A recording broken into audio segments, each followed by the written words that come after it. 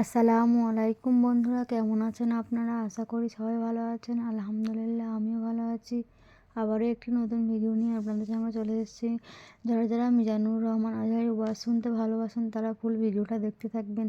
আশা করি ভালো লাগবে। ভিডিওটি যদি ভালো লাগে একটি লাইক, কমেন্ট ও শেয়ার করবেন বন্ধুরা। চ্যানেলটি সাবস্ক্রাইব করে পাশে থাকবেন বন্ধুরা। ভালো থাকবেন।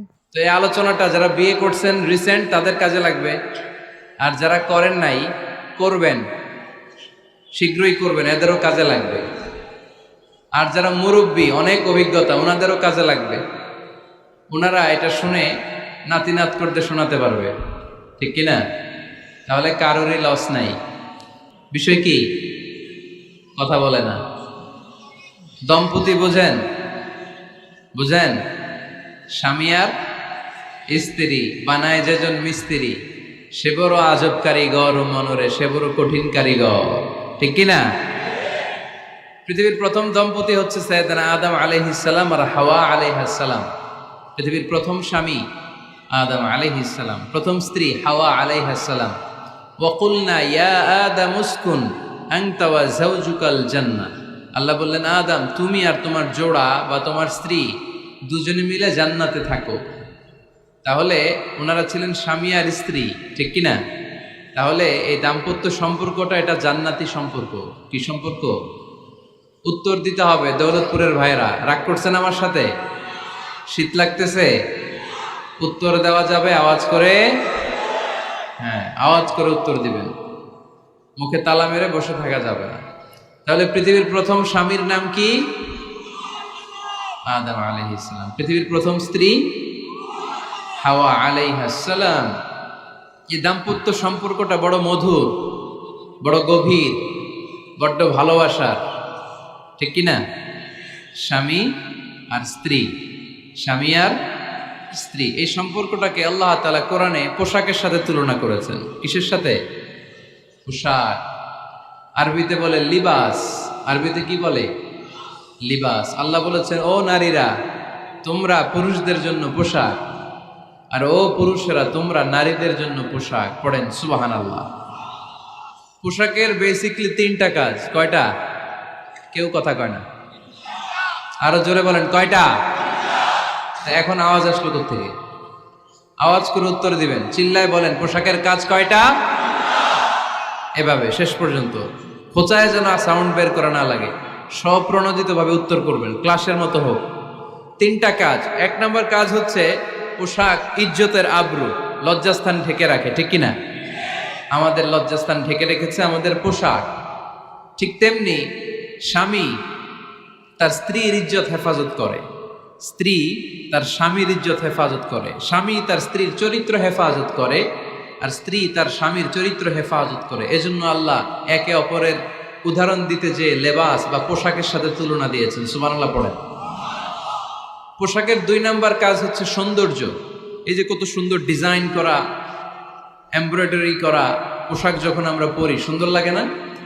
তেমনি পুরুষের চোখে নারী সুন্দর, নারীর চোখে পুরুষ সুন্দর, স্বামীর চোখে স্ত্রী সুন্দর, স্ত্রীর চোখে স্বামী সুন্দর। সুবহানাল্লাহ পড়েন।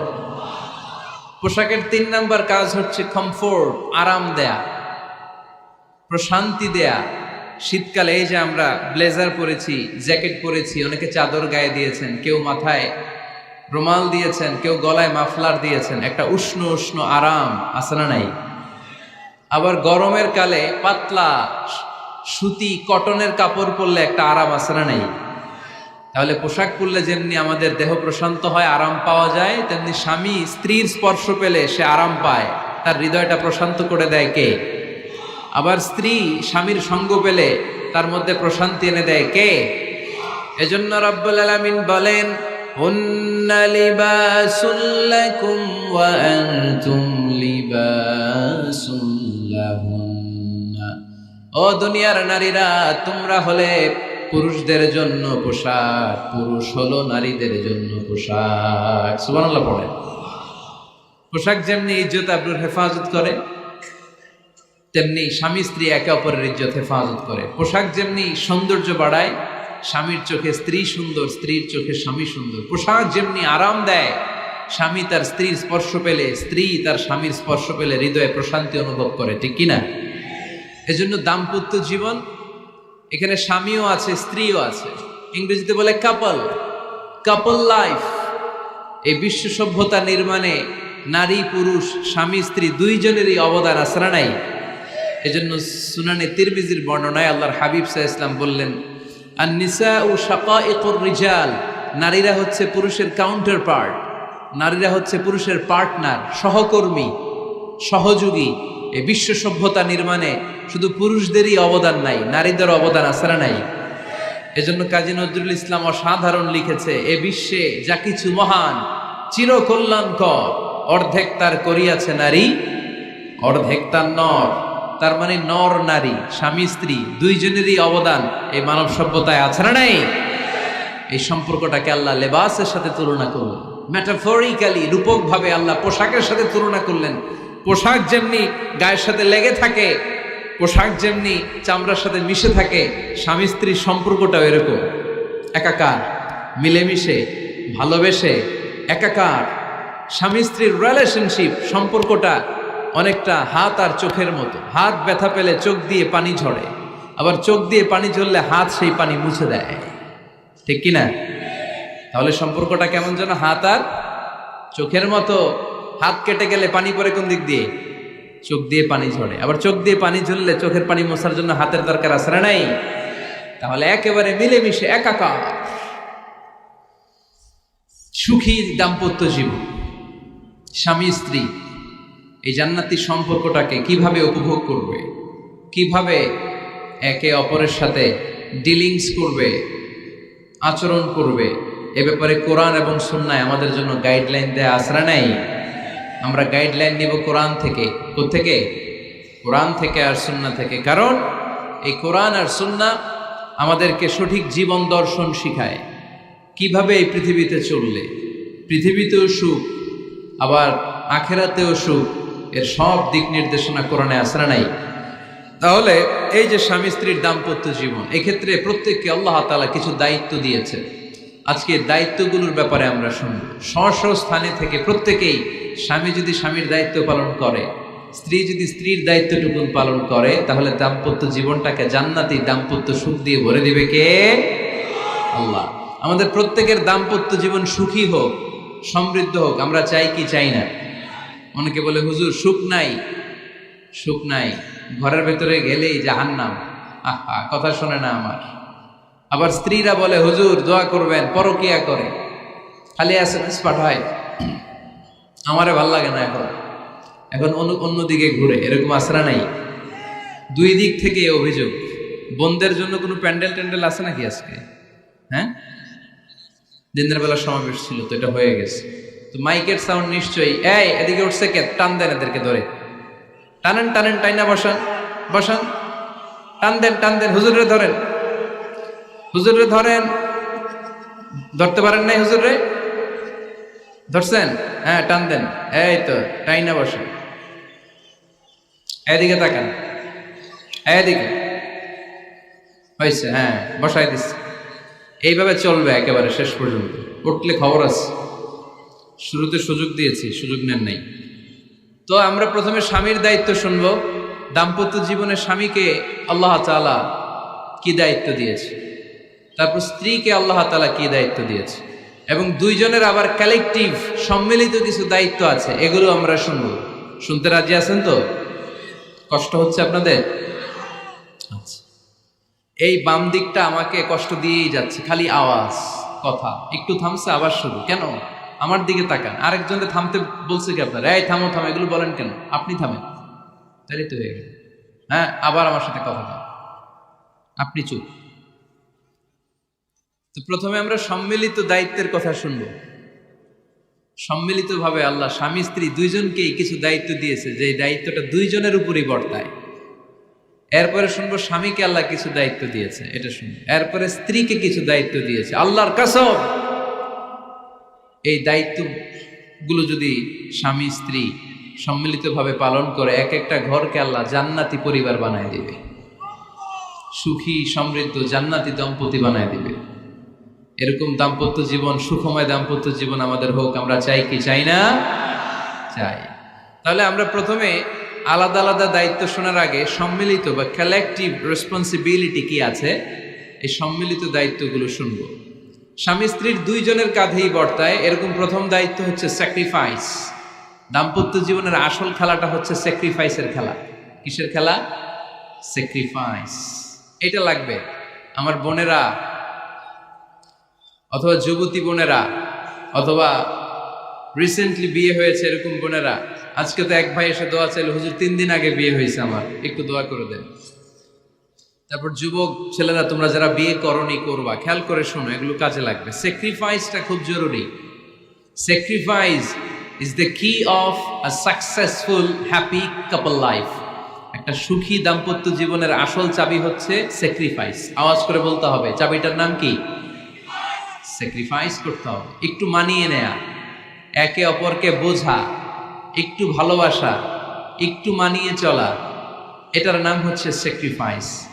একে অপরকে বোঝার চেষ্টা করা, একটু মানিয়ে চলার চেষ্টা করা, একটু ভালো লাগা, একটু ভালোবাসা, সুখ দুঃখ ভাগাভাগি করে মিলেমিশে একাকার হয়ে যাওয়া, এটার নামই দাম্পত্য জীবন। ঠিক কিনা? এটার নামই দাম্পত্য জীবন।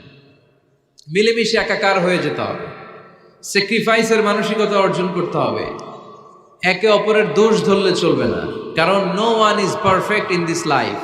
আপনি যে আপনার বউয়ের দোষ ধরতেছেন, আপনার দোষ নাই? কথা বলেন না কেন? আপনারও দোষ আছে না নাই? তো লিস্ট দুই ভাবে করা যায়, একটা হচ্ছে দোষের লিস্ট আর একটা হচ্ছে গুণের লিস্ট। দোষের লিস্ট বাদ দিয়ে দেন। আপনার স্ত্রীর মধ্যে আল্লাহ তাআলা কি কি গুণ দিয়েছে এই গুণগুলোর লিস্ট করুন, দোষের লিস্ট নয়।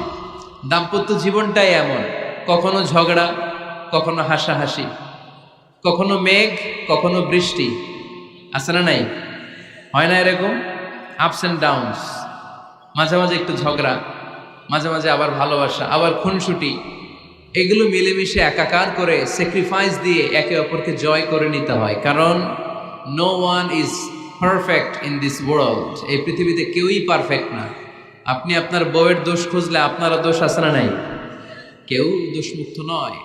এজন্য দোষ না খুঁজে আমরা স্যাক্রিফাইস করব। দাম্পত্য জীবনের এটাকে সুখী সমৃদ্ধ করার 1 নাম্বার চাবিকাঠি হচ্ছে স্যাক্রিফাইস। তাহলে সুখী দাম্পত্য জীবনের 1 নাম্বার চাবির নাম কি? স্যাক্রিফাইস। চিল্লায় বলতে হবে, সেটা কি? তাহলে হাজব্যান্ড ওয়াইফ দুইজনেই স্যাক্রিফাইস করবেন। দাম্পত্য জীবনকে সুখী করার 2 নাম্বার কালেকটিভ ফর্মুলা হচ্ছে ঝগড়া করা যাবে না।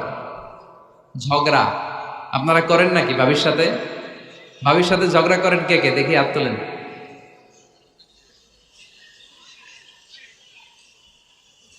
এদিকে সব আল্লাহর ওলি, এরা ঝগড়া টগড়া করে না। আপনি করেন? এই সাহসী সন্তান আছে কিছু, মাশাআল্লাহ। ঠিক আছে, বেশি করেন না আবার। হ্যাঁ ঠিক আছে, ঠিক আছে, তোমরাও করো, বুঝছি, আপনারাও করেন। ওকে, না ঝগড়া করা যাবে না। একজন ঝগড়া শুরু করলে আরেকজন চুপ থাকতে হবে। দুইজনই ঝগড়া করলে, দুইজন রেগে গেলে ঝামেলা আসরা নাই। স্বামী রেগে গেলে স্ত্রী চুপ, স্ত্রী কখনো রেগে গেলে স্বামী চুপ, দুইজনই রেগে গেলে তৃতীয় বিশ্বযুদ্ধ। ঠিক কিনা? এই জন্য ঝগড়া করতে দেয়া যাবে না। কারণ এই ঝগড়া, সামান্য ঝগড়া থেকে এই ঝগড়া বাড়তে বাড়তে এটা বিচ্ছেদের দিকে গড়ায়, ডিভোর্স হয়ে যায়। এরকম কত কেস যে আমার কাছে আসে, কত কেস যে আমার কাছে আসে যে হুজুর ছোট্ট ঝগড়া থেকে আমাদের মধ্যে ঝগড়া বাড়তে বাড়তে ইগো প্রবলেমের কারণে বিচ্ছেদে গড়ায়। আর এই ঝগড়া একটু শুরু হলে ইবলিশ শয়তানের কাজ হচ্ছে পালে বাতাস দেয়। কি দেয়? পালে বাতাস পেলে এটা দাউ দাউ করে উঁচু হয়ে ওঠে। আগুনের মধ্যে যেমনি কেরোসিন ঢাললে দাউ দাউ করে জ্বলে, সামান্য ঝগড়ার ছোতা পেলে ইবলিশ শয়তান খালি দাউ দাউ করে এই ঝগড়ার আগুনকে জ্বালিয়ে দেয়। ঠিক কিনা? এই জন্য ঝগড়া করবেন না, মেহরবানি করে ঝগড়া শুরু করবেন না। যে কোনো মূল্যে এই ঝগড়াকে থামায় রাখতে হবে। তো ফ্যামিলিতে ঝগড়া অনেক সময় হয়ে যায়, কিন্তু একজন ঝগড়া করলে আরেকজন চুপ থাকতে হবে। ঝগড়া নিয়ে একটা মজার গল্প আছে, শুনবেন? বিশৃঙ্খলা করলে তো গল্প শোনানো যাবে না, একেবারে চুপ। আমার দিকে তাকান, তাকিয়েছেন? ঝগড়া নিয়ে যে গল্পটা, সেটা হচ্ছে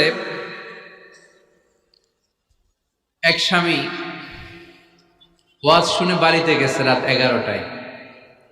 বাড়ির কাছাকাছি যেতে না যেতে স্ত্রীর আবার স্বভাব হচ্ছে রাতের খাবারটা স্বামীর সাথে একসাথে খায়, আলাদা খায় না। তো বাড়ির সামনে যেই স্বামী ফোন দিছে ওয়াইফকে, এই শুরু করার আগে দরজাটা খোলো, আমি চলে আসছি। তো ওয়াইফ এসে দরজা খুলে দিছে। এবার স্বামী ঘরে ঢুকে বলে, শুরু করার আগে রাতের খাবারটা দিয়ে দাও টেবিলে, খেয়ে ফেলি। স্ত্রী বেচারি ডাইনিং টেবিলে খাবার দিয়েছে, হাজব্যান্ড বেচারা ওয়াশরুম থেকে ফ্রেশ হয়ে ডাইনিং টেবিলে বসেছে, স্ত্রীও বসেছে। তো খুব বড্ড গরম। হাজব্যান্ড বলে, শুরু করার আগে ফ্যানটা ছাড়। এইবার তো স্ত্রী বেচারি রেগে মেগে আগুন, কি আসার পর থেকে শুরু করার আগে কি শুরু করার আগে? হাজব্যান্ড বলে, এই তো শুরু হয়ে গেল। মানে কি? ঝগড়া। মানে কি? ঝগড়া। প্রিয় ভাইয়েরা, ঝগড়া করবেন না। স্বামী রেগে গেলে স্ত্রী চুপ থাকবেন, স্ত্রী রেগে গেলে স্বামী চুপ থাকবেন। কারণ সহিহ মুসলিমে এসেছে, ইন্না ইবলিসা ইয়াদাউ আরশাহু আলাল মা। ইবলিস শয়তান তার সিংহাসন গেড়েছে সাগরের উপর। কোথায়? ইবলিসের সিংহাসন কোথায়? সাগরের উপর। সুম্মা ইয়াবাসু সারায়াহু, সে প্রতিদিন সকালবেলা তার সাঙ্গপাঙ্গরে গোটা পৃথিবীতে পাঠায়, যা পৃথিবীতে ফাসাদ সৃষ্টি কর। ইবলিস যখন সাঙ্গপাঙ্গদেরকে গোটা পৃথিবীতে ছড়িয়ে দেয়, সারাদিন ধোকা দেওয়ার পরে, ওয়াসওয়াসা দেওয়ার পরে, রাত্রিবেলা ইবলিসের কাছে ফিরে আসে, এসে বলে, ও ইবলিস, আমি আজকে আল্লাহর বান্দাদেরকে দিয়ে মিথ্যা কথা বলিয়েছি। ইবলিস বলে, এটা তো কোনো ব্যাপারই না, এগুলোই তো তোদের কাজ। আরেক শয়তান বলে, আমি ওজনে কম দিয়েছি একজনের মাধ্যমে বাজারে। ইবলিস বলে, এটাও তেমন বড় কোনো কাজ নয়। আরেকজন বলে, আমি সুদের ডিলিংস করিয়েছি। ইবলিস বলে, এটাও কোনো কাজ নয়। আরেক শয়তান বলে, আমি মদের আড্ডাখানায় নিয়ে মসজিদে যেতে নিয়েছিল, সেখান থেকে সরিয়ে মদের আড্ডাখানায় আল্লাহর বান্দাদেরকে নিয়েছি। ইবলিস বলে, এইটাও তেমন বড় কোনো কাজ নয়। আরেক শয়তান এসে বলে, মা তারাকতুহু হাত্তা ফাররাকতু বাইনাহু ওয়া বাইনা ইমরাআতিহি, আমি এক আল্লাহর বান্দার সাথে বান্দির ঝগড়া লাগিয়ে, ঝগড়া করাতে করাতে তালাক পর্যন্ত নিয়ে গিয়েছি। মা তারাকতুহু হাত্তা ফাররাকতু বাইনাহু ওয়া বাইনা ইমরাআতিহি, আমি এক ইমানদার পরিবারকে ধ্বংসের শেষ প্রান্তে নিয়ে গিয়েছি। সামান্য ঝগড়ার পরে আমি ওয়াসওয়াসা দিতে দিতে ঝগড়া বাড়াতে বাড়াতে তালাক পর্যন্ত নিয়েছি। ইবলিস বলে, শাবাশ, তুই তো কাজের মতো কাজ করেছিস, আমার কাছে আয়, আমার কাঁধে ওঠ। ইবলিস তখন ওই শয়তানকে কাঁধে নিয়ে নাচতে শুরু করে। নাউজুবিল্লাহ পড়বেন না? এজন্য ইমানদারদের সংসার ভেঙে খান খান হোক, এটা হলে ইবলিস খুশি। আর ইমানদারের পরিবার টিকে থাকলে আমার আল্লাহ খুশি। আমরা কার খুশি চাই? এজন্য শয়তানরে খুশি হতে দেয়া যাবে না। ইমানদারদের পরিবারগুলো ঝগড়ার মাধ্যমে ভেঙে যাক, সব সময় শয়তানের মিশন এটা। আর ইমানদারদের পরিবারগুলো টিকে থাক, এটা আমার আল্লাহ সব সময় চায়। সুবহানাল্লাহ পড়েন। এজন্য দৌলতপুরের ভাইরা, ঝগড়া করবেন না। ঝগড়া কিন্তু নবী রাসূলদের পরিবারেও ছিল, আল্লাহ রাসূল সাল্লাল্লাহু আলাইহি ওয়াসাল্লামের পরিবারেও ঝগড়া ছিল। এটা স্বাভাবিক। দাম্পত্য জীবনের খুব সিম্পল ইস্যু। একজন রাগ করলে আরেকজন থেমে যাবে। পারবেন? কি হলো, পারবেন না? আল্লাহর হাবিব সাল্লাল্লাহু আলাইহি ওয়াসাল্লামের সাথে আম্মা জান আয়েশার ঝগড়া হতো। মজার একটা হাদিস শুনে, সহিহ বুখারীর হাদিস, মুসনাদে আহমদ ইবনে হাম্বলও এসেছে এই হাদিসটা। আম্মা জান আয়েশার সাথে ঝগড়ার পর আম্মা জান আয়েশাও রাগ, আল্লাহ রাসূল সাল্লাল্লাহু আলাইহি ওয়াসাল্লামও রাগ। এখন রাগ মিটানোর দরকার আছে না নাই? আল্লাহ রাসূল সাল্লাল্লাহু আলাইহি ওয়াসাল্লাম বললেন, আয়েশা চলো মিটমাট করে ফেলি। সুবহানাল্লাহ কইবেন না? চলো মিটমাট করি। মিটমাটের জন্য ওমর ডাকি। আম্মা জান আয়েশা বলে, না, ওমর গলিব, ওমর খুব মেজাজওয়ালা, আমার ডর লাগে। তোমার আব্বারে ডাকি। আব্বারে ডাকেন। খুশি হয়ে গেছেন আম্মা জান আয়েশা রাদিয়াল্লাহু। আবু বকর রাদিয়াল্লাহু চলে আসলেন, দাঁড়ালেন। এবার বিষ্ণু সাল্লাল্লাহু আলাইহি ওয়াসাল্লাম বললেন, তাতাকাল্লিমিন আও আতাকাল্লাম, কি ঘটছে আমাদের মাঝে, তুমি বলবা না আমি বলবো? আম্মা জান আয়েশা বললেন, তাতাকাল্লামু আনতা ওয়ালা তাকুল ইল্লা হাক্কান, আপনিই বলেন, তবে সত্য ছাড়া মিথ্যা বলেন না। আবু বকর রাদিয়াল্লাহু তাআলা আনহু শুনে রেগে গেলেন, কি এ কেমন কথা তোমার? নবীকে উদ্দেশ্য করে তুমি বলছো সত্য ছাড়া মিথ্যা বলবেন না, নবী কখনো মিথ্যা বলবে নাকি? রেগে মেয়ের গায়ে মেরেছে এক চোর খেয়ে আম্মা জান আয়েশা উল্টে পড়ে গেলেন। সাইয়েদানা আবু বকর রাদিয়াল্লাহু তাআলা আনহু রেগে গড়গড় করতে লাগলেন, আবার মারার জন্য উদ্যত হলেন। আম্মা জান আয়েশা রাদিয়াল্লাহু তাআলা আনহু বাঁচার জন্য এবার বিশ্বনবীর পিছনে যে আশ্রয় নিলেন। সুবহানাল্লাহ পড়বেন না? বিশ্বনবী সাইয়েদনা আবু বকরের সামনে দুই হাত মেলে ভেবে দাঁড়িয়ে গেলেন। আল্লাহর হাবিব যখন আম্মা জান আয়েশাকে বাঁচানোর জন্য দুই হাত উঁচু করে দাঁড়িয়ে গেলেন, সাইয়েদনা আবু বকর থেমে গেলেন। সাইয়েদনা আবু বকর এই পরিস্থিতি দেখে ঘর থেকে বের হয়ে ঘরের বাইরে দাঁড়ালেন। এবার আল্লাহর রাসূল সাল্লাল্লাহু আলাইহি ওয়াসাল্লাম আম্মা জান আয়েশাকে তুললেন, বললেন, ইয়া আয়েশা কাইফা রাআইতিনি আনকাসতুকি মিনার রাজুল, দেখলা নাকি কেমন করে আমি তোমার বাবার হাত থেকে তোমারে বাঁচালাম।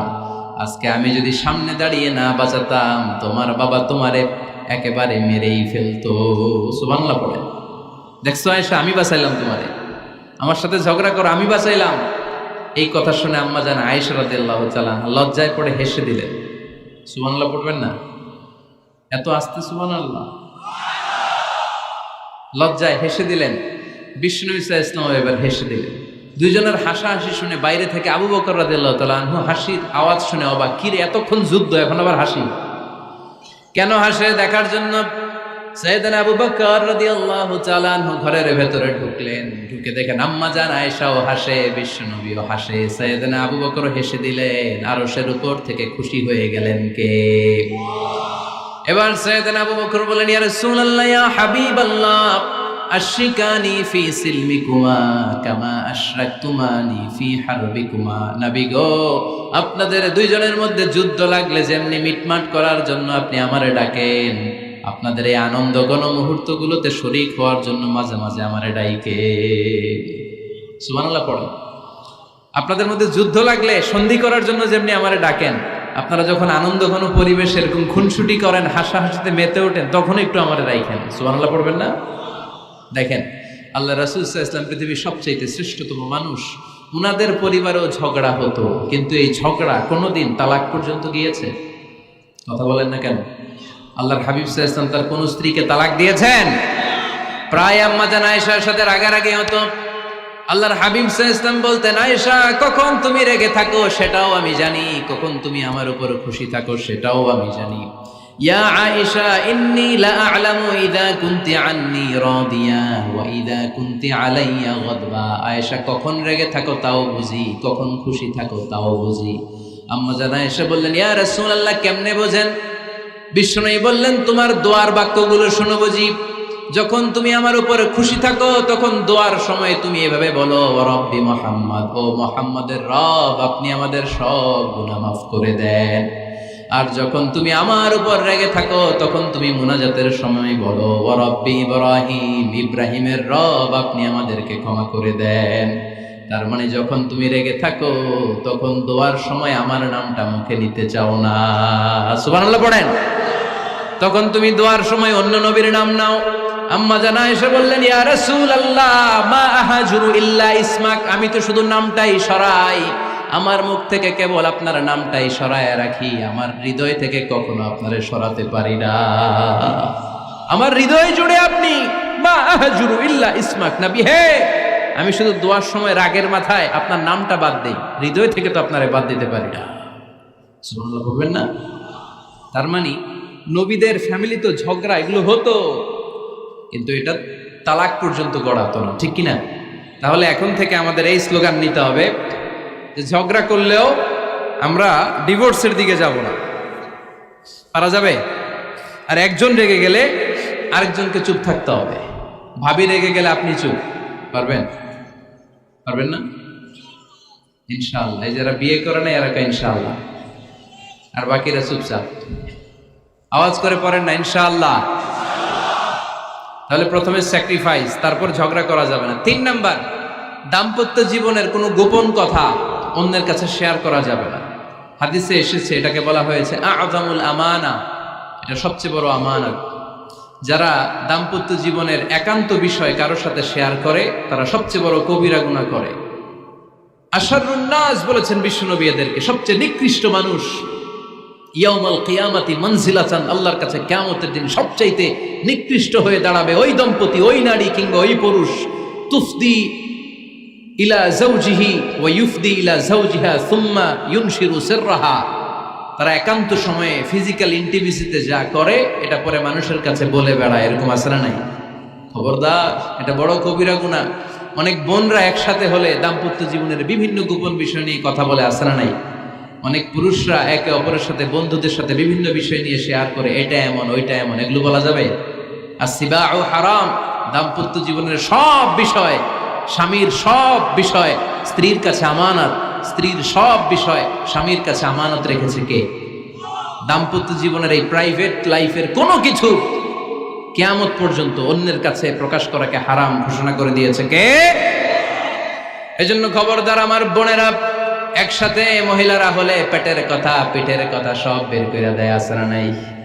কিছু থাকে না, সব বের হয়ে যায়। খবরদার, সব বললেও দাম্পত্য জীবনের কোনো কথা শেয়ার করা যাবে? আমার ভাইয়েরা খবরদার, আপনাদের দাম্পত্য জীবনের কোনো কথা আপনার বন্ধুর সাথে শেয়ার করতে পারবেন না। এগুলো ফ্যামিলি শান্তি নষ্ট করে, দাম্পত্য জীবনের সুখকে নষ্ট করে। তাহলে 3 নাম্বার, প্রাইভেসি বজায় রাখবেন, এটা দুজনেরই দায়িত্ব। 4 নাম্বার, অহেতুক সন্দেহ পরিহার করুন। অনেক স্ত্রী আছে হাজবেন্ডের খালি সন্দেহ করে, এই ওদিকে তাকাই লাগেন, ওই মেয়ের দিকে তাকাই লাগেন, মোবাইল দেখি, মোবাইল দাও, ফেসবুকের পাসওয়ার্ড দাও, ঢুইকা দেখি মেসেঞ্জারে কার সাথে চ্যাট করছে, এই অফিসের ফাইল দেখি, এই এটা দেখি, এই তোমার ইনবক্স চেক করবো, এদিকে দাও, আছে না নাই? এই সন্দেহ ঘরটারে জাহান্নামের টুকরা বানিয়ে ছেড়েছে। অহেতুক সন্দেহ করবেন না। আবার ভাইরা ভাবিদেরকে অহেতুক সন্দেহ করবেন, এই ওদিকে গেলা কেন, ওদিকে তাকাইলা কেন, এটা করলা কেন, ওইটা করলা কেন, দেখি তোমার মোবাইল, তোমার মোবাইলের গ্যালারি দেখি, লক করে রাখছো কেন, লক খোলো, আছে না নাই? অহেতুক সন্দেহ ফ্যামিলিটারে জাহান্নামের টুকরা বানিয়ে দেয়। হ্যাঁ, ভ্যালিড কোনো অপরাধ যদি স্বামী করে ফেলে, ভ্যালিড কোনো অপরাধ যদি স্ত্রী করে ফেলে, পরকীয়ার কোনো বিষয় যদি প্রমাণিত হয়, বসেন, কনসাল্ট করেন, একে অপরের সাথে কথা বলেন, জিজ্ঞেস করেন। কিন্তু অহেতুক, আমি অনেক ফ্যামিলি এরকম দেখেছি, আমার কিছু বন্ধুকেও আমি দেখেছি যে এদের অবস্থা খুব খারাপ, খালি সন্দেহ করে, আছে না নাই? সন্দেহের রোগটা বড় রোগ, এই রোগ থেকে বেরিয়ে আসতে হবে, অহেতুক সন্দেহ করা যাবে না। 5 নাম্বার, হাজব্যান্ড ওয়াইফের দায়িত্ব হচ্ছে একে অপরের সহযোগী হতে হবে, সহকর্মী। আল্লাহর জান্নাত পাওয়ার ক্ষেত্রে একে অপরের সহযোগী। আপনি একা জান্নাতে যাবেন, ভাবি জাহান্নামে, এটা আপনি চান? জি না, আওয়াজ নাই আমগো গলায়। আপনি এটা চান? ভাবি একা জান্নাতে যাবে, আপনি যাবেন না, এটা ভাবি চায়? চায় না। তাহলে গেলে একসাথেই যান না, একসাথেই যান, একসাথেই যাবেন, আলাদা না। এজন্য আল্লাহর আনুগত্যে, আল্লাহর ইবাদতে, দাম্পত্য জীবনে একে অপরের সহযোগী হতে হবে। স্বামী ভুল করলে স্ত্রী সুন্দর করে শুধরে দিবে, স্ত্রী ভুল করলে স্বামী শুধরে দিবে। ফজরের সময় স্ত্রী হাজবেন্ডকে ডেকে দিবে, উঠতে না চাইলে ঠান্ডা পানির ছিটা দিবে। কারণ জান্নাতে একা যাওয়া যাবে না, গেলে দুইজনই যাব। কথা কয় না? দুইজনেই জান্নাতে যাওয়ার দরকার আছে না নাই? যত বেশি আপনারা আল্লাহর আনুগত্যে আগাতে পারবেন, তত আপনাদের মহাব্বত বাড়ায় দিবে কে? এই যে হাজবেন্ড ওয়াইফের ভালোবাসাটাকে বলে লাভ পিরামিড। কি pyramid? Love pyramid, like triangle, ত্রিভুজ আকৃতির। হাজবেন্ড ওয়াইফের ভালোবাসাটা ত্রিভুজ আকৃতির। The closer the couple comes to Allah, the closer they comes to each other. Husband wife যত বেশি আল্লাহর কাছে যাবে, তারা নিজেরাও নিজেদের তত কাছে যাবে। হাজবেন্ড ওয়াইফ আল্লাহর সম্পর্ক থেকে যত দূরে সরে যাবে, তারা নিজেরাও নিজেদের থেকে তত দূরে সরে যাবে। ঠিক কিনা? ত্রিভুজ চিনেন আপনারা? হ্যাঁ, এই জিওয় কয়েকজন জিওয়, আপনারা ত্রিভুজ চিনেন না? চিনি, জিওয়, ঠিক আছে। ত্রিভুজের কয় কোণা? হ্যাঁ, 3 কোণা। এই যে এরকম লাভ পিরামিড, 3 কোণা। এই উপরের কোণায় আল্লাহর অবস্থান, আর এই কোণায় স্বামী, এই কোণায় স্ত্রী। তো তারা আল্লাহর দিকে যত যাবে, নিজেরাও তত কাছে যাবে। আর তারা আল্লাহর সম্পর্ক থেকে যত দূরে চলে যাবে, নিজেদের মধ্যে দূরত্ব বাড়তে থাকবে। ঠিক কিনা? পিরামিডটা বুঝতে পারছেন? ত্রিভুজ আকৃতির সম্পর্কটা লাভ পিরামিড এরকম, 3 কোণা। উপরের কোণায় থাকে আল্লাহ, এদিকে স্বামী, এদিকে স্ত্রী। তারা যদি আল্লাহর কাছে উভয়ে যেতে চায়, উভয়ে কাছাকাছি আসতেছে না? কথা বলেন না কেন? আর আল্লাহর আনুগত্য ইবাদত থেকে দুইজন যদি দূরে সরে যায়, তাহলে দুজনের দূরত্ব বাড়িয়ে দেয় কে? এজন্য স্বামী হবে স্ত্রীর সহযোগী, সহকর্মী। নামাজের সময় একে অপরকে ডেকে দিবেন, মোবাইলে অ্যালার্ম দিয়ে রাখবেন, স্বামী স্ত্রীরে ডাকেন, স্ত্রী স্বামীরে ডাকেন, স্বামী স্ত্রীকে কোরআন তেলাওয়াত শোনাবেন, স্ত্রী স্বামীরে কোরআন তেলাওয়াত শোনাবেন। ফ্যামিলিটারে জান্নাতি ফ্যামিলি বানায় দিবে কে? তাহলে এই পাঁচটার দায়িত্ব কালেকটিভ রেসপন্সিবিলিটি, স্বামীর উপরও বর্তায়, স্ত্রীর উপরও বর্তায়। এগুলো মেনে চললে দাম্পত্য জীবন সুখকর করে দিবে কে? মনোযোগ আছে? কষ্ট হচ্ছে? এবার আমরা হাজবেন্ডের দায়িত্ব শুনবো। হাজবেন্ডের প্রথম দায়িত্ব হচ্ছে, হাজবেন্ড হচ্ছে caretaker of the family, incharge, protector.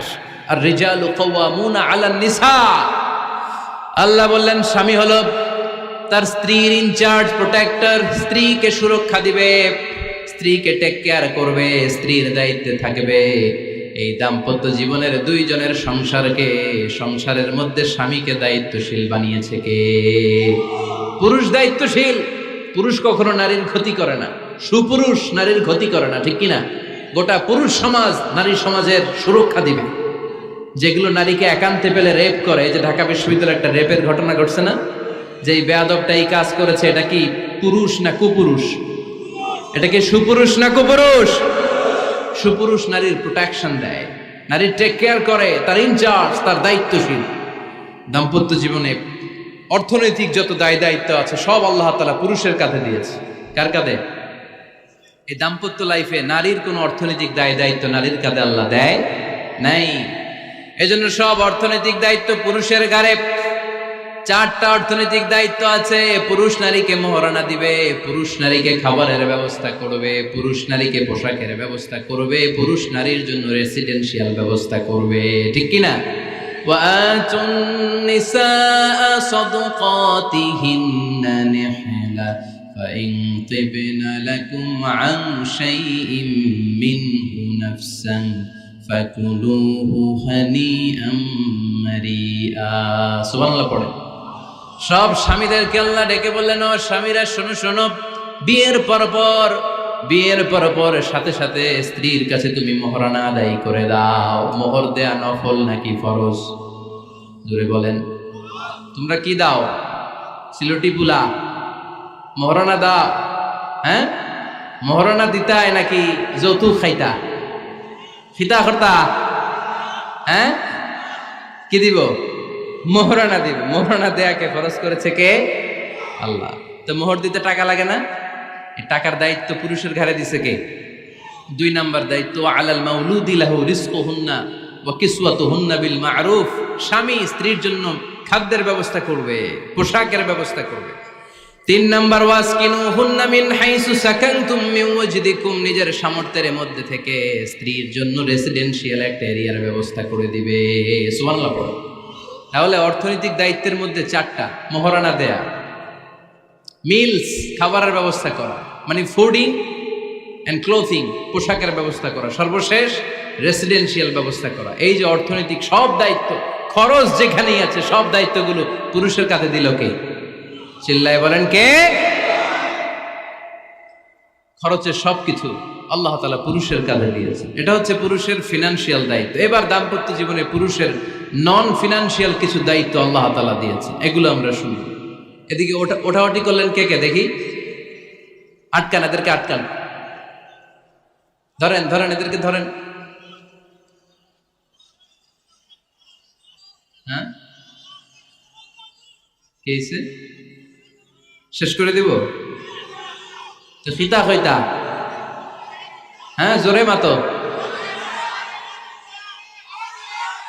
চলবে চলবে? হ্যাঁ, তাকবীর পড়েন তো দেখি, যারা চলবে বলতেছেন লিল্লাহি তাকবীর।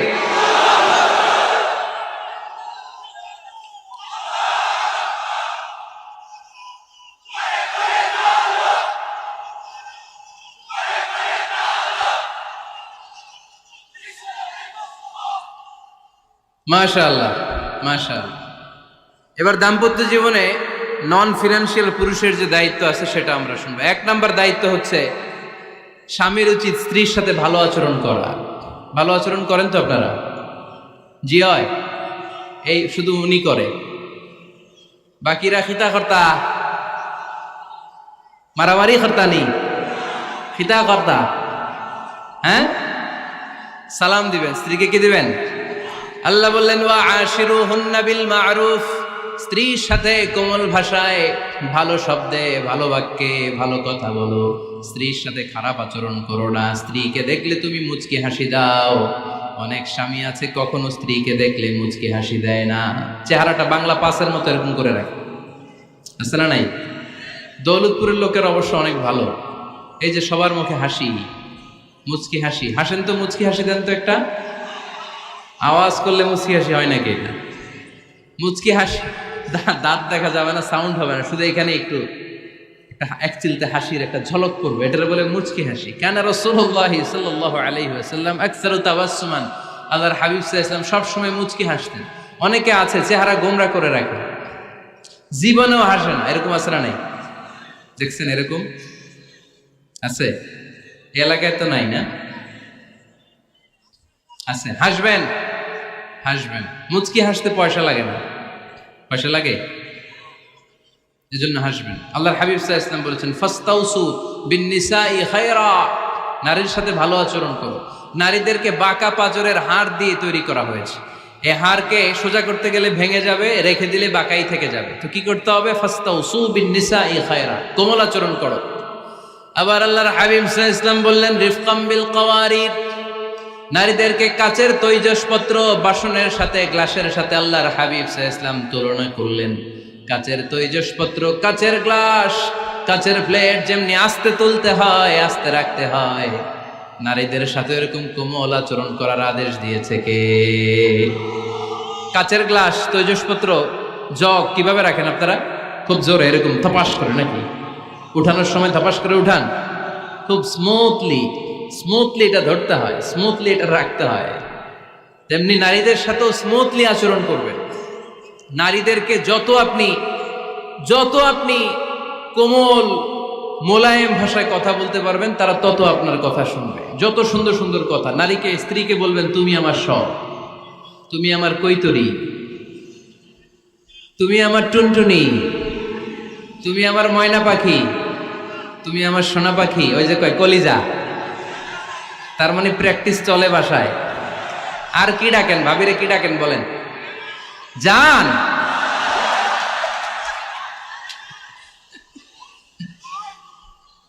জান ডাকেন। আর ভাবি কি ডাকে আপনাদেরকে? বাবু। কি ডাকে? বাবু ডাকে। আর কি ডাকে? হ্যাঁ, বেবি। পোলাপান কত দুষ্ট দেখছেন, বেবি ডাকে নাকি?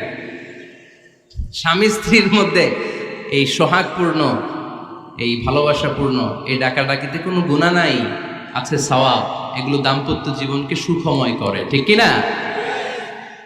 তাহলে স্ত্রীদের সাথে কোমল আচরণ করতে হবে, 1 নাম্বার দায়িত্ব। 2 নাম্বার দায়িত্ব, স্ত্রীর সেক্সুয়াল ডিজায়ারকে ফুলফিল করতে হবে। সেন্সিটিভ, যেগুলো ব্যাখ্যা করে বোঝানো কঠিন। আপনারা বুঝবেন যারা ম্যাচিউরড, মোর দেন 18 ইয়ার্স, যারা 18+ যাদের বয়স, সেক্সুয়াল ডিজায়ার ফুলফিল করা হাদিসে এসেছে, এটা স্বামীর দায়িত্ব। ফিজিক্যাল ইন্টিমেসির সময় নিজের ডিজায়ার ফুলফিল হলেই কুইট না করা, সময় দেয়া, এটা আবশ্যক। এই বিষয়েও প্রত্যেক স্বামীর খেয়াল রাখা দরকার। সংক্ষেপে শেষ করে দিলাম। 3 নাম্বার, স্ত্রীর ব্যক্তিগত বৈধ কাজে স্বাধীনতা দিতে হবে স্বামীর। অনেক স্বামী এই ছোট্ট বিষয় নিয়ে মারামারি লাগায় ফেলে ঘরে। স্ত্রীর ব্যক্তিগত বৈধ যে চয়েস, এটাতে আপনি স্বাধীনতা দিবেন। স্ত্রীর মনে চায় রান্না বান্না শিখতে, আপনি বললেন তুমি কম্পিউটার শিখো, কিলাকিলি আছে না নাই? স্ত্রীর মনে চায় কাঁথা সেলাই শিখতে, নকশি কাঁথা, আপনি বললেন না তুমি ল্যাঙ্গুয়েজ শিখো, ঝামেলা আছে না নাই? না, প্রত্যেকের আলাদা ব্যক্তিগত রুচি, চাহিদা, মতামতের গুরুত্ব আছে না নাই? এজন্য প্রত্যেক স্বামীর উচিত স্ত্রীর বৈধ ব্যক্তিগত যে কাজ, অবৈধগুলা না। আবার স্ত্রী বলল যে জি বাংলা দেখবো, তুমি একটা টিভি নিয়ে আসো, আনা যাবে? কথা বলেন। স্ত্রী বলল চলো পহেলা বৈশাখে আমরা নাচানাচি করব তুমি আর আমি মিলে, এটা মানা যাবে না। স্ত্রীর ব্যক্তিগত বৈধ কাজের স্বাধীনতা দেয়া। আম্মা জান আয়েশা রাদিয়াল্লাহু তাআলা আনহা বলেন, ওয়া কানা লি সাওয়াহিবু ইয়ালআবনা মাই, বুখারীর বর্ণনা। আমি যখন আল্লাহর হাবিব সাল্লাল্লাহু আলাইহি ওয়াসাল্লামের বাড়িতে বউ হয়ে আসলাম, আমার কিছু খেলার সাথী ছিল, আমি কাপড় দিয়ে পুতুল বানাতাম আর ঘোড়া বানাতাম, এগুলো দিয়ে খেলতাম। আমার সাথীরা আসলে রাসূল সাল্লাল্লাহু আলাইহি ওয়াসাল্লাম ঘরের পর্দা নামিয়ে দিয়ে আমার জন্য ঘরটা ছেড়ে দিত। সুবহানাল্লাহ কইতে পারলেন না? আল্লাহর হাবিব সাল্লাল্লাহু আলাইহি ওয়াসাল্লাম কখনো বলতেন না আয়েশা তোমার বান্ধবীরা যেন ঘরে না আসে, কখনো বলতেন না আয়েশা আমি নবী মানুষ, তুমি নবীর বউ, তুমি কেন পুতুল দিয়ে খেলো, তুমি যেন কাপড় দিয়ে পুতুল বানাও, কেন ঘোড়া বানাও, এগুলো বন্ধ করো। কোনদিন বিশ্বনবী আম্মা জান আয়েশা রাদিয়াল্লাহু তাআলা আনহার পুতুল খেলায় বাধা দেন নাই, সাথীদের সাথে খেলাধুলায় কখনো বাধা দেন নাই। সুবহানাল্লাহ পড়েন। ছোট্ট মেয়েদের জন্য কাপড়ের পুতুল দিয়ে খেলাধুলা করা এটা জায়েজ, কারণ ছোট্ট মেয়েরা দেখবেন পুতুল বানায়, এটার দুধ খাওয়ায়, এটার জন্য রান্না করে, এটার গোসল করায়। এটাকে ছোট্ট মেয়েদের জন্য পুতুল খেলা জায়েজ রাখা হয়েছে এজন্য, কারণ তারাই কিছুদিন হবে এই প্রজন্মের মা, তাদের সন্তানদেরকে কেমন করে লালন পালন করবে তার একটা প্র্যাকটিস খেলার ছলেই ছোটবেলায় হয়ে যায়। সুবহানাল্লাহ পড়েন। এজন্য 3 নম্বর দায়িত্ব স্ত্রীর ব্যক্তিগত হালাল যে কাজগুলো আছে তার ব্যক্তিগত এই ভালো কাজগুলোতে আপনার স্বাধীনতা দিতে হবে, বাধা দেয়া যাবে না। প্রশংসা করবেন। কি করবেন? প্রশংসা। আমরা খালি দোষ খুঁজি, তোমার রান্না ভালো না, তোমার চেহারা ভালো না, তোমার বাপ ভালো না, তোর মা ভালো না, তোর 14 গোষ্ঠী খারাপ, আছে না নাই? তো এই বেডি আপনারা ভালোবাসবে? এই বেডি তো আজীবন আপনার বদনাম করবে, ঠিক কি না? কোনোদিন তারে আপনি প্রশংসা করলেন না, প্রশংসা করবেন। স্ত্রীর চেহারার প্রশংসা করেন, যে তুমি সুন্দর, তুমি সুন্দরী, এরকম বলেন, খুশি হবে না? হ্যাঁ, তুমি সুন্দর তাই চেয়ে থাকি, সে কি মোর অপরাধ? কোনো অপরাধ নাই, ইচ্ছা মতো গাইতে থাকেন স্ত্রীর শানে গান, সব আছে না নাই? তবে শুধু স্ত্রীকে শোনানো যাবে, ভাবিরে শোনানো যাবে, শালীরে শোনানো যাবে, পাশের বাড়ির কাউরে শোনানো যাবে? দেখেন ইসলাম কত চেক এন্ড ব্যালেন্স। স্ত্রীকে আপনি গান শোনান, কোনো গুনাহ নাই, আছে শুধু সওয়াব। তাহলে 4 নম্বর পয়েন্ট হচ্ছে এপ্রিসিয়েশন।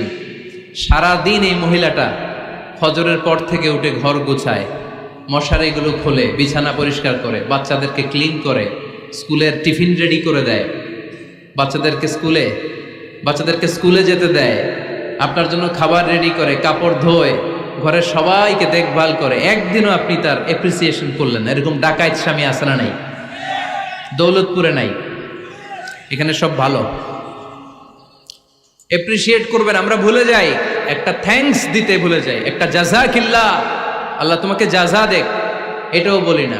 এদিকে তাকান, বলবেন তুমি সুন্দরী, তুমি অনন্যা, তুমি সুস্নিগ্ধা, তুমি প্রিয়ংবদা, তুমি সুহাসিনী, তুমি সুকেশিনী, তুমি সুভাষিনী, তুমি অসূর্যম পোষ্যা, মেঘে কালো কেশ, কাজল কালো চুল, হরিণের মতো ডাগর ডাগর দুটি তোমার চোখ। আহা হা, যে পোলাপাইন খুশি হয়ে গেছে। আহা হা, ওরা মুখস্থ রাখতেছে, বলবে এগুলা, বিয়ে করে নাই কিন্তু এখনো। তো জায়গা মতো বলবা, গার্লফ্রেন্ডে বলো না। আবার কাকে বলবা? স্ত্রীকে। কাকে? স্ত্রীকে। পারা যাবে না? একটু এপ্রিসিয়েশন দেওয়া যাবে না ওনাদেরকে? একটু প্রশংসা করবেন। প্রশংসা পেলে নারীরা বড্ড খুশি হয়।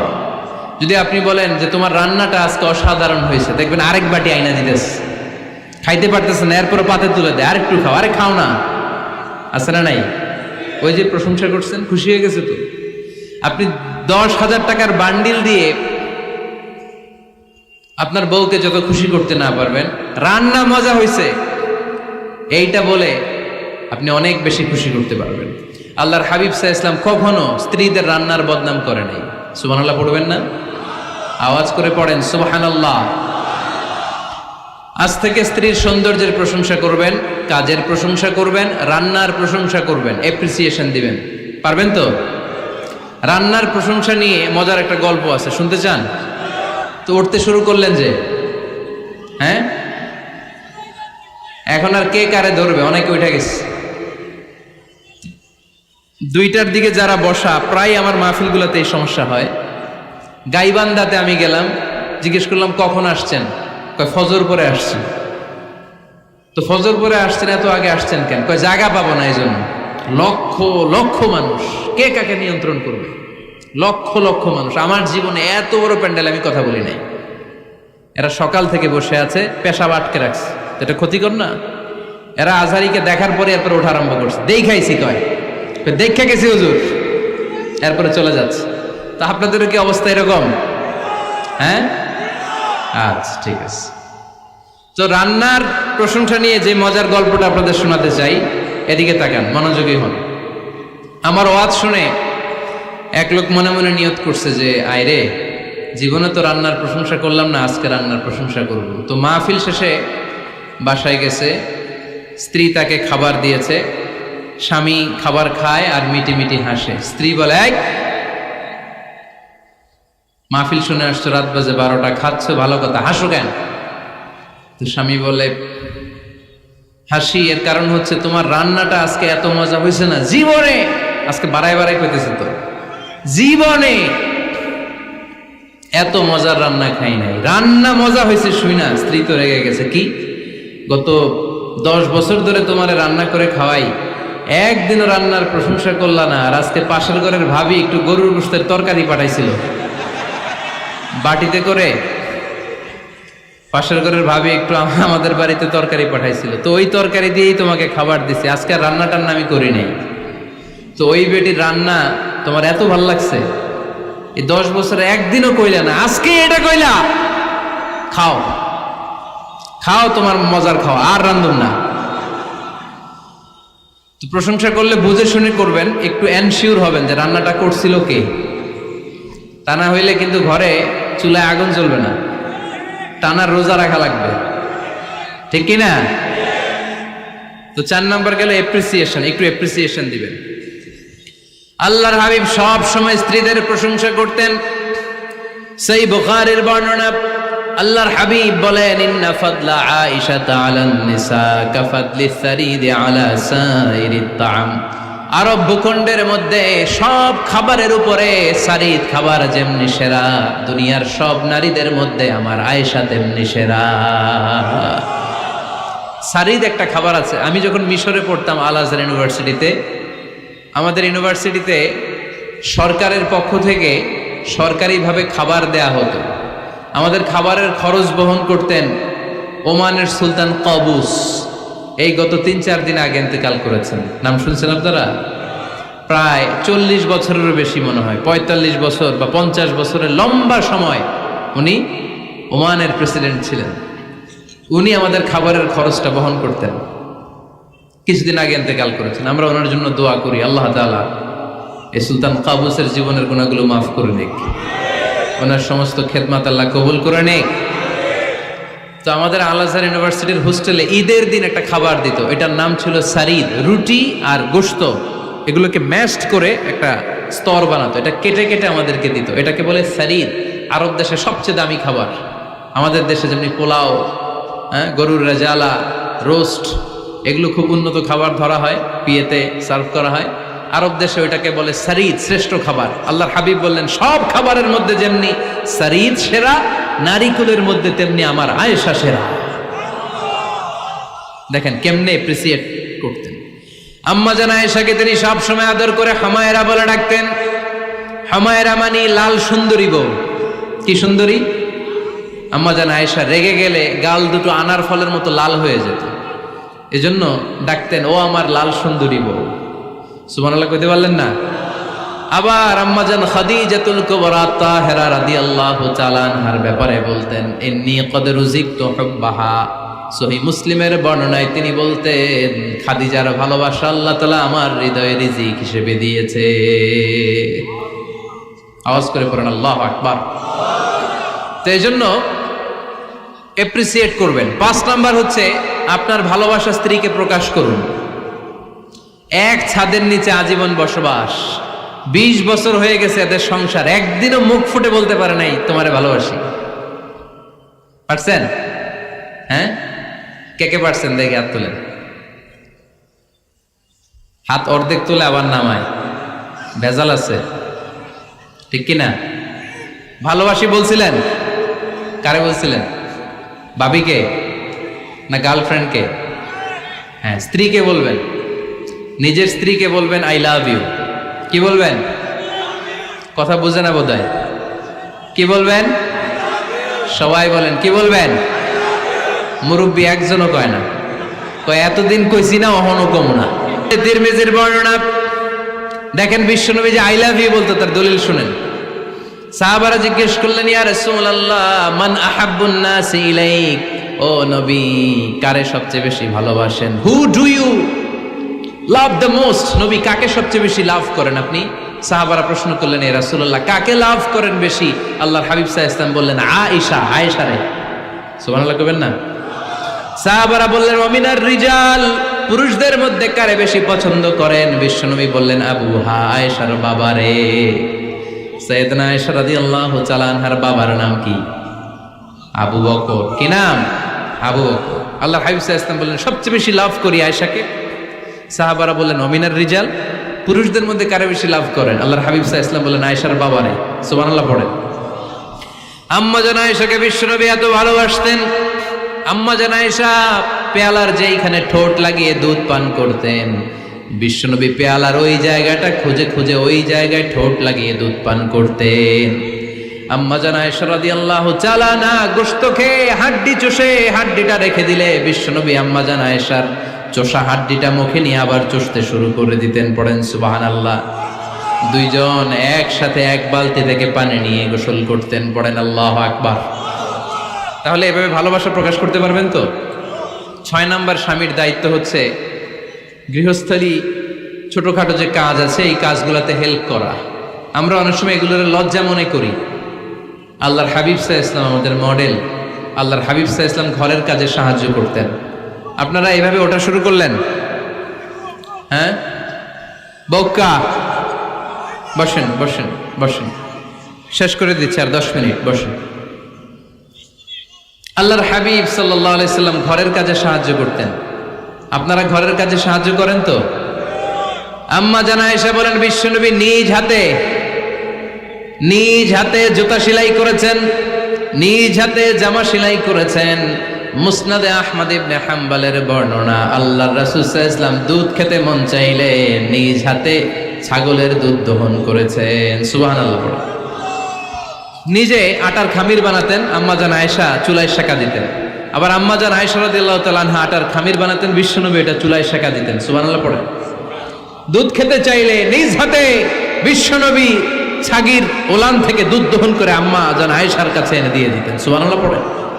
তাহলে ঘরের কাজে সহায়তা করবেন, ঘরের কাজে সহায়তা। 7 নাম্বার হালাল এন্টারটেইনমেন্ট, হালাল বিনোদন, এটা ইসলাম জায়েজ রেখেছে।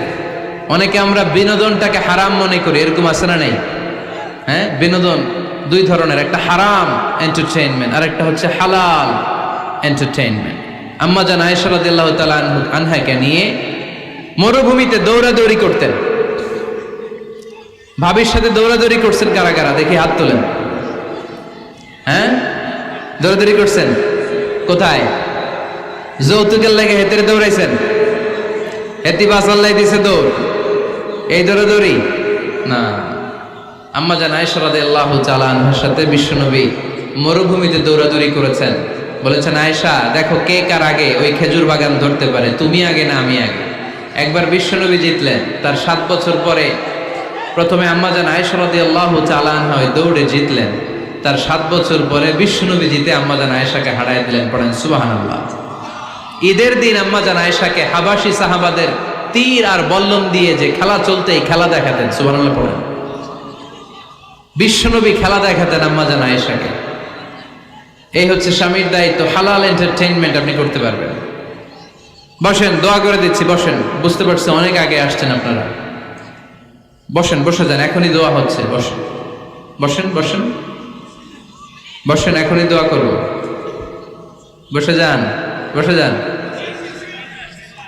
বউকা মাদ্রাসার বিল্ডিং এর কন্ট্রাক্টরের জন্য দোয়া চেয়েছেন, আমরা দোয়া করি আল্লাহ কবুল করুক। আমার ছেলে মেয়ের বিয়ের বয়স হয়ে গেল, পরিবারে বিয়ের কথা বলতে পারি না, লজ্জায়। আহারে কি কষ্ট। মনে করি পরে করে, এটা বললে তারা বলবে এখনো বয়স হয় নাই বিয়ের, পরিবার থেকে বিয়ের কথা চিন্তা করে না। এ ব্যাপারে কিছু বলুন। কিছু বললাম? এই সমস্যা পুরো বাংলাদেশের। ছেলে মেয়েদেরকে সময় মতো বিয়ে দেয় না। ইউটিউবে এই নিয়ে আমার কথাবার্তা পাবেন, শুনে নিয়ে। ছেলের বাবা মেয়ের বাবাদেরকে বলি, ছেলে মেয়েরা উপযুক্ত হলে বিয়ে দিয়ে দেন। বিয়ে না দিলে যৌবনের তাড়নায় যত পাপ করবে, এই পাপগুলো মা বাবার কাঁধেও আছড়া নেই।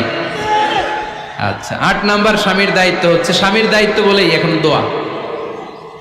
স্ত্রীর মতামতের গুরুত্ব দিবেন। অনেক স্বামী আছে বাজার করতে গেলে নিজের যেটা মন চায় ওইটাই কিনে, আছড়া নেই। নিজে গরু খাবে, খাসি খাবে, খালি ওইটাই কিনে। আপনার বউ হয়তো পছন্দ করে আচার, পছন্দ করে জলপাই, আমরা এগুলো আনে না, আছড়া নেই। খোঁজ খবর নিবে।